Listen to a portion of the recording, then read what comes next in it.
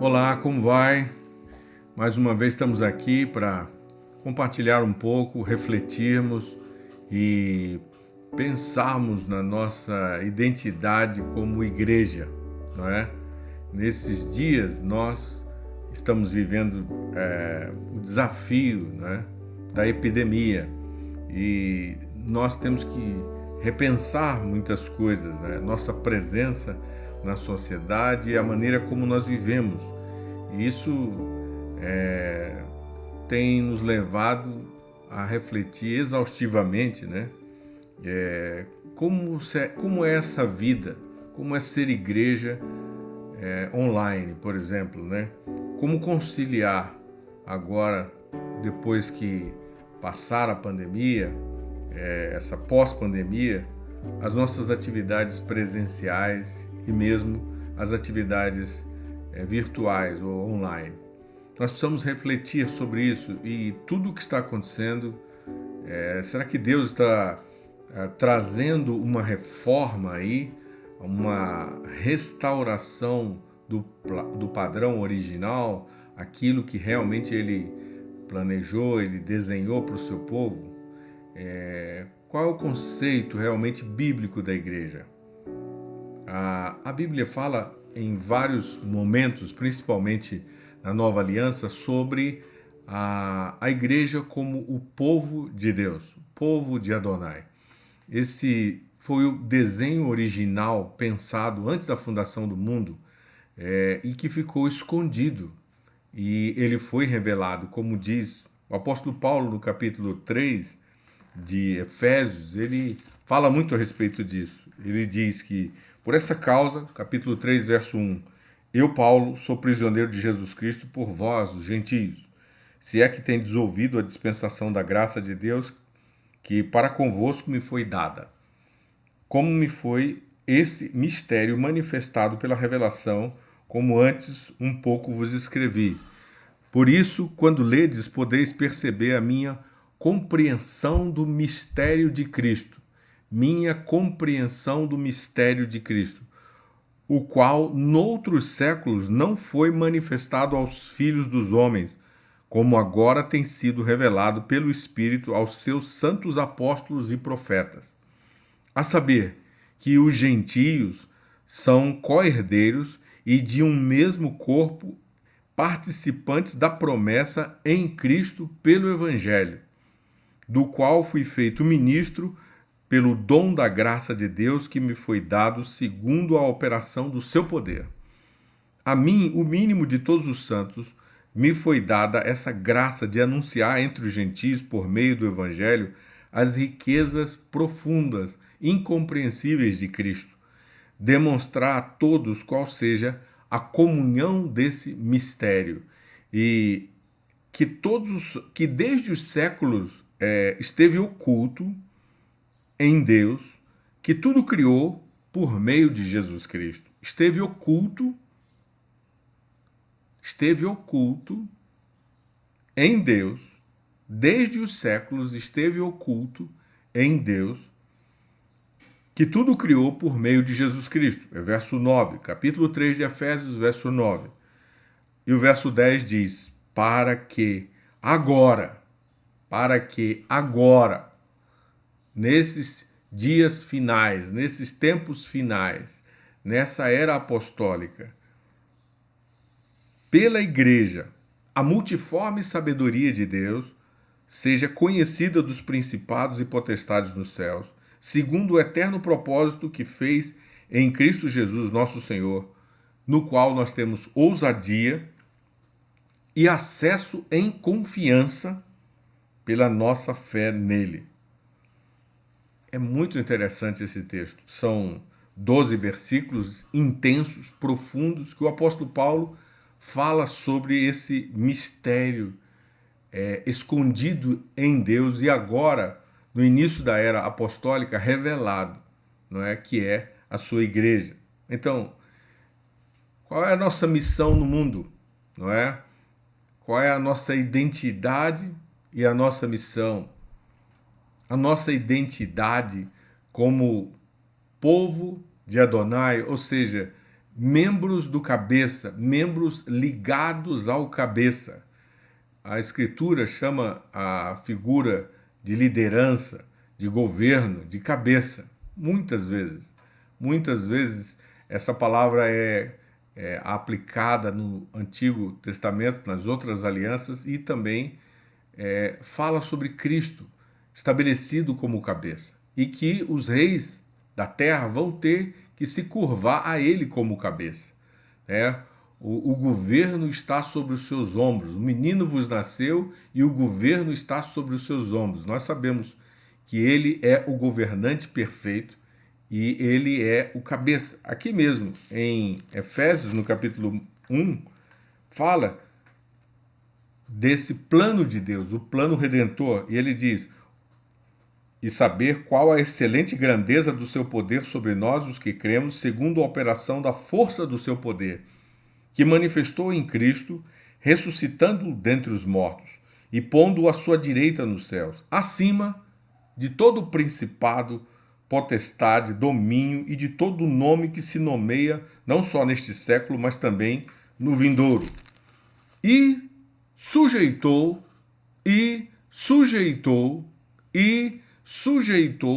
todas as coisas a seus pés. Sujeitou todas as coisas a seus pés. E sobre todas as coisas o constituiu como cabeça da igreja. Cabeça da igreja, que é o seu corpo, a plenitude daquele que cumpre tudo em todos. Aqui nós temos a Escritura através do apóstolo Paulo, o Espírito Santo, explicando exatamente essa identidade da igreja. Ele, Cristo, é o cabeça e nós somos o seu corpo, né? O corpo e também a plenitude daquele que cumpre todas as coisas, tudo em todos. Então, nós somos chamados a compreender que tudo, Cristo é tudo em nós. Ele é o cabeça e ele é aquela essência que move os membros como um corpo. E ser um membro da igreja significa ser alguém que se submete completamente ao cabeça, que está ligado profundamente ao cabeça e que depende profundamente desse cabeça, Cristo. Isso é um mistério. Nesses dias, com tanto humanismo, nós temos vivido tantas coisas humanas, tantas tentativas de trazer ideologias humanas, conceitos humanos, a pressão de operações que são humanas, muitas vezes comerciais, até mesmo a propaganda, os métodos, muitas coisas têm sido trazidas como se fossem coisas originais que o Espírito de Deus criou para o funcionamento da igreja e que o Espírito de Deus vai usar essas coisas. Na verdade, muitas dessas coisas humanas, que estão firmadas na sabedoria humana, elas são construções de confusão, construções babilônicas, e elas vão ruir, elas estão destinadas a ruir. E nós estamos nos dias do fim, caminhando exatamente para o tempo em que o cabeça passa o seu prumo, não é? No meio dessas construções, para ver o que está fora do seu padrão de edificação. Porque cada um deve ver como edifica. Porque Cristo é o fundamento. Né? O apóstolo Paulo fala isso, escrevendo aos Coríntios, Cristo é o fundamento. Então, nós temos que trabalhar esse fundamento, o fundamento da eternidade em Cristo, em Deus, o plano da sua redenção, ao invés de o fundamento daquilo que é temporal, aquilo que é humano, daquilo que é uma adaptação humana a uma ideia divina. Então, esses são dias para pensarmos, para refletirmos profundamente, porque nós temos uma mudança acontecendo no mundo, mas Deus não muda. E o conceito de Deus sobre a igreja também não muda. Os últimos 20 anos como igreja brasileira, o que nós vivemos que nos afastou desse padrão, desse desenho original de Cristo para a sua igreja, de Deus, do Pai, do Abba, para a sua igreja. Nada mudou. Ele continua sendo aquele a quem o Pai sujeitou, Cristo, né? A quem o Pai sujeitou todas as coisas aos seus pés e sobre todas as coisas o constituiu cabeça da igreja. Ele é o cabeça. Então, suas ideias, suas estratégias, seu modo de agir é que governa. Isso é a característica da verdadeira igreja. E o verso 23 do capítulo 1 de Efésios diz que é o seu corpo, a plenitude daquele que cumpre tudo em todos. Então, é exatamente isso que nós temos que voltar agora. Nós estamos sendo chamados a nos arrepender e mesmo com as mudanças que estão acontecendo, nós não podemos deixar o fundamento que é Cristo, nem o conceito bíblico de igreja, não é? De sermos centrados em Cristo, tanto presencialmente quanto online.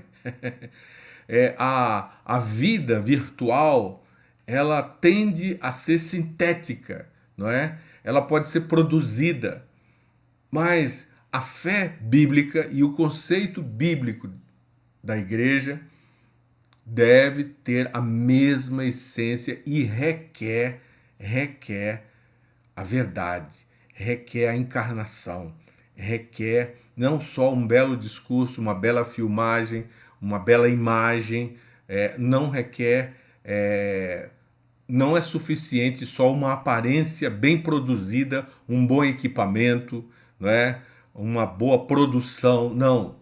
É necessário que aquilo que se fala e que se vive seja um estilo de vida, uma essência que se encontra lá, que pode ser palpável para quem quiser se relacionar presencialmente ou mesmo, se necessário, nas circunstâncias, virtualmente.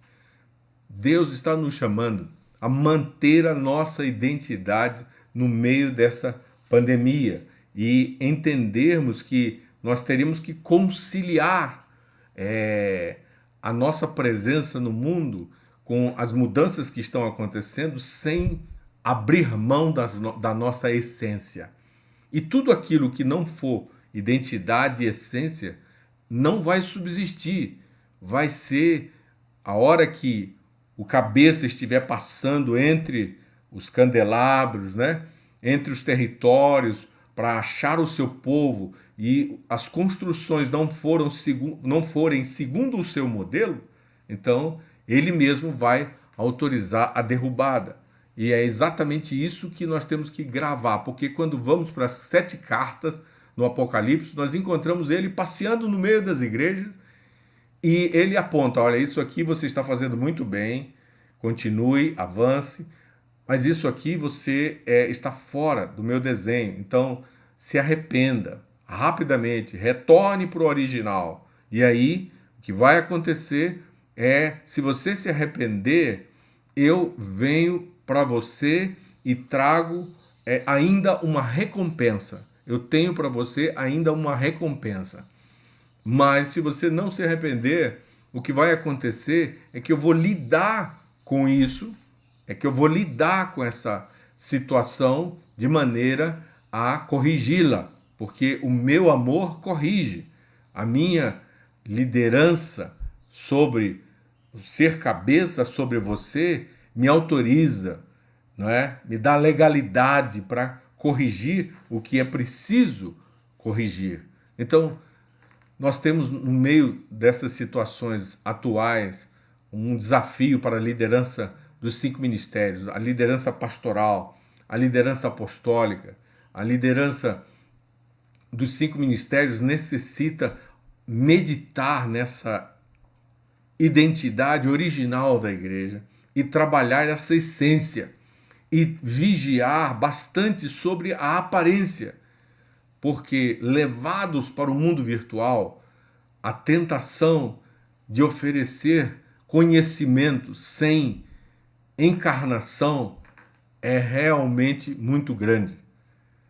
E nós não podemos cair nesse erro, mas precisamos agir, atuar, viver o evangelho do reino, o evangelho onde as ideias do governante nos lideram, as estratégias do governante Cristo nos lideram.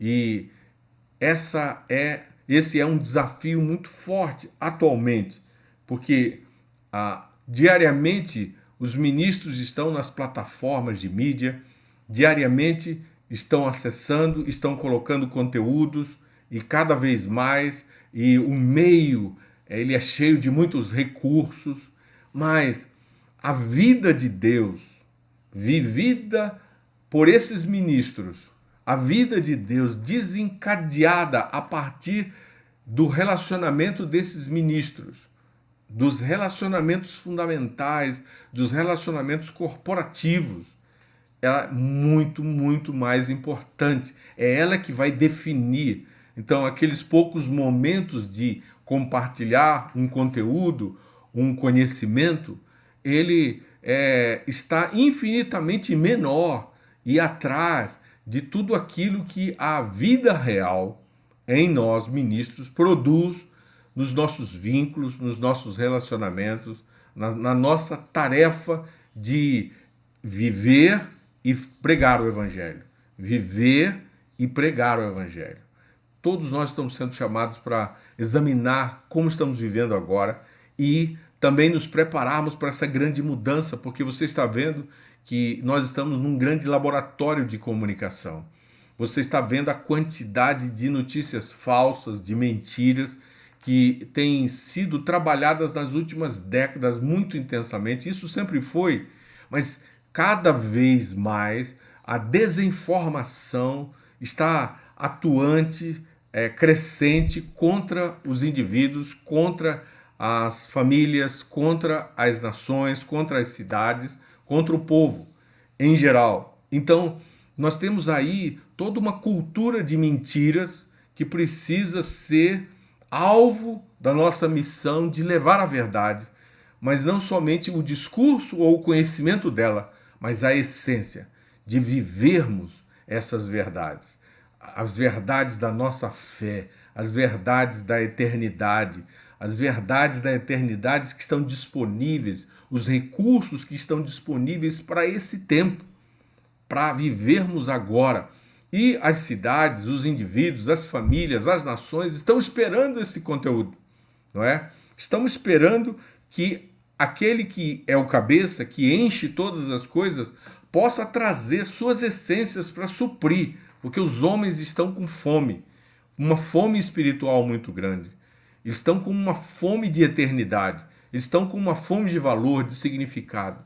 E é claro que isso se encontra também num cruzamento com as necessidades reais desse mundo debaixo da pandemia. Homens sofrendo, muita angústia, não é? Muito sofrimento mesmo, muita dor, muitas perdas e também fome, aflição, injustiças com os vulneráveis, crianças, mulheres, muita coisa acontecendo. Os homens estão com fome de justiça e ao mesmo tempo que devemos apresentar-lhes Cristo, devemos também refletir a vida dele nas nossas relações com as comunidades onde estamos, repartindo aquilo que temos, começando da família da fé e também indo além.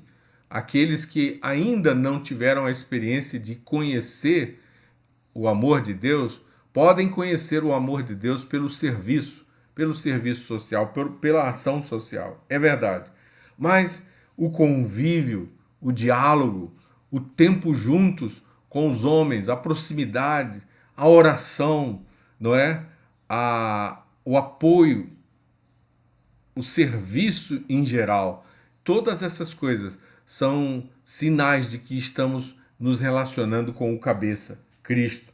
E eu quero deixar para você refletir sobre isso. Pense sobre os que têm fome e sede de eternidade e compartilhe com eles. Seja aquele que observa a dor do que está vivendo agora num leito, talvez ainda sem a confirmação de que está atingido por isso, mas em aflição, precisando de esperança. E a esperança vai alegrar o coração. Traga a esperança do Evangelho. Apresente o Salvador, apresente o Senhor, apresente o que tem poder sobre as enfermidades, apresente aquele que pode saciar a alma do homem de shalom, de paz, que pode dar um futuro, que tem um futuro preparado, um bom futuro para o homem, um destino especial de filho de Deus. Isso é preciso ser compartilhado agora. A verdadeira igreja é essa que está preocupada com pessoas, é essa que está preocupada com as gerações, em repartir com pessoas e com crianças, jovens, e mesmo honrando os anciãos, fazendo um trabalho onde a vida, segundo a perspectiva de Deus, é destacada, é reconhecida, é pontuada, é exemplificada, é encarnada. Esse, portanto, é o nosso grande desafio. Então, perceba por que, no meio dessa crise humana, onde o próprio homem cria uma situação como esse vírus, Deus traz lições tão profundas e nos alerta sobre a nossa identidade, nos alerta sobre a mudança que está acontecendo, não é? Uma grande mudança para o mundo virtual, mas ele nos chama para não perdermos a nossa essência, para não perdermos aquilo que realmente a identidade que nós recebemos dele e continuarmos um povo orgânico, um povo que vive pelos relacionamentos. Vamos trabalhar para que esses nossos relacionamentos sejam sarados, sejam curados. Vamos atrás dos consertos que são necessários agora, porque a proporção que cristãos e cristãos se reconciliam, eles estão gerando justiça para a sociedade. Há uma mudança que precisa acontecer na nação, nos lugares de poder da nação, mas quem inspira essa mudança é o corpo de Cristo, porque Cristo é o cabeça da igreja e deu a igreja por cabeça sobre as coisas que estão sobre o mundo. E neste momento muito importante, nós somos chamados a produzir justiça, a produzir reconciliação, a produzir a vida de Deus, aquilo que está pronto no céu, aqui na terra. A terra precisa experimentar estas coisas tão extraordinárias. E eu queria que você meditasse depois em todo o capítulo 3 e também o capítulo 5 de Efésios, a carta aos Efésios. E quando ele termina, lá pelo fim do capítulo 5, ele fala sobre Cristo e a igreja, e ele fala sobre o homem e sobre a mulher, e ele diz: por isso deixará, no verso 31, deixará o homem seu pai e sua mãe, e se unirá à sua mulher, e serão dois numa carne. Grande é esse mistério, digo, porém, a respeito de Cristo e da igreja. Cristo e da igreja. Então Cristo fez isso, ele deixou a casa do seu pai e ele veio se unir a um povo que se tornou o seu povo, membros do seu corpo. E agora esse povo noiva, membros do seu corpo, ele está alimentando, ele está limpando, ele está alinhando. Então perceba que esta é uma hora onde o que a Escritura disse no começo da era apostólica o Espírito de Deus está nos lembrando que Cristo vai limpar a sua igreja. Cristo vai limpar a sua igreja. Cristo também alimenta a sua igreja. Ele cuida dela. E a igreja de Cristo é aquela que está sujeita a Ele. Está sujeita completamente a Ele. Por isso ele deixou o Pai e veio e se uniu a nós, se tornou como nós, um homem como nós, viveu numa carne como a nossa, mas não caída, não rebelde, não pecadora. E com respeito a isso, ele mesmo tem cuidado da sua igreja, como diz o verso 33. Assim também vós, cada um em particular, ame sua própria mulher como a si mesmo, e a mulher reverencie o marido.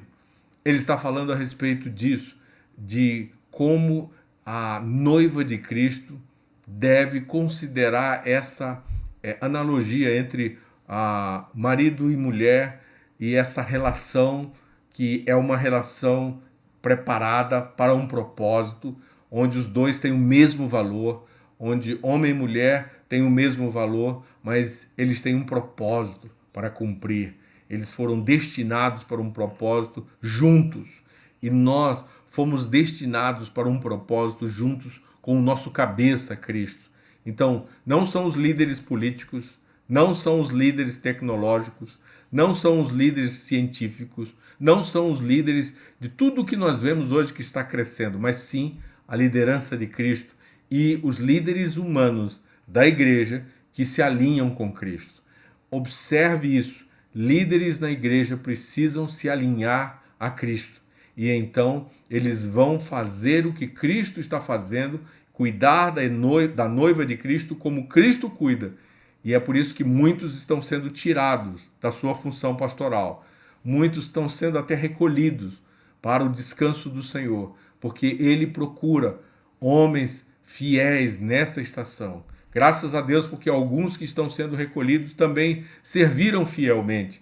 Mas hoje existem muitos que precisam se alinhar de novo ao pastoreio de Cristo, ao apostolado de Cristo, ao padrão de Cristo, ao conceito bíblico de igreja e voltar a funcionar mesmo no meio dessa mudança que nós estamos tendo no mundo, dos tempos finais, tanto presencialmente, sermos a igreja liderada pelo cabeça, como virtualmente, sermos essa que tem uma essência, que tem uma vida, que não se move pelos valores e pela cultura do mundo, de um sistema organizado que não quer Deus, que não quer seus princípios, que não quer seus valores, mas nos afastarmos disso e permanecermos alinhados por tudo aquilo que Ele tem determinado a nosso respeito para esse tempo, para vivermos como a nossa identidade.